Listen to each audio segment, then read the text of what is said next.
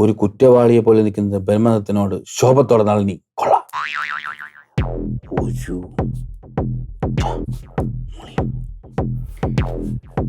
നീ നഷ്ടപ്പെടുത്തിയതിന്റെ വേദന വില നിനക്കറിയില്ല. ഇതിന് എന്റെ അച്ഛൻ നിന്നോട് ക്ഷമിക്കുമെന്ന് നീ സ്വപ്നത്തിൽ പോലും കരുതണ്ട. പിന്നെ ഇല്ലേ അമ്മൂമ്മയുടെ മോതിരം എനിക്ക് തന്നെ ഞാൻ അതുകൊണ്ട് കളഞ്ഞ എങ്ങനെ എന്നെ വെച്ചേക്കും.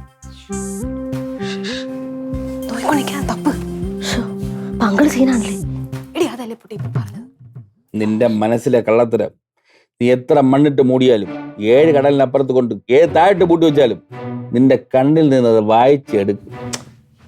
കഷ്ടമാണ് അങ്ങനെ തിരക്കാൻ എഴുതാനാണ്.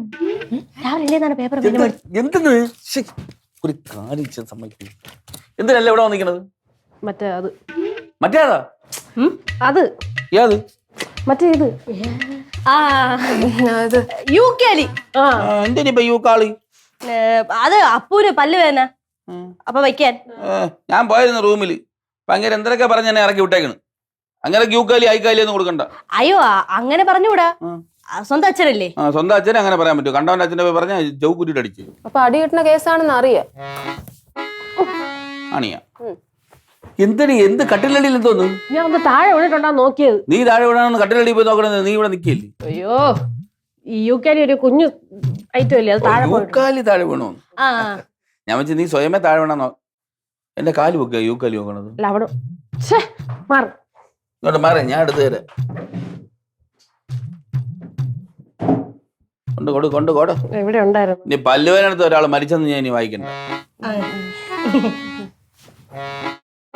കിട്ടി. ഇനിയിപ്പോ ഒന്ന് വെക്കൂടെ?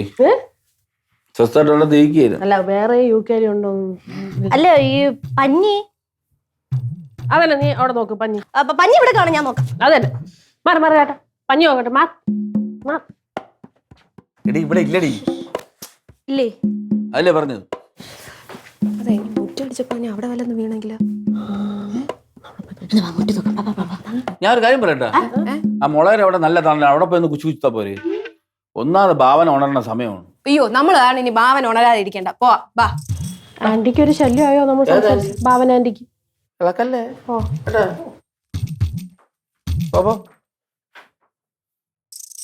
ഭാവന പോവല്ലോ.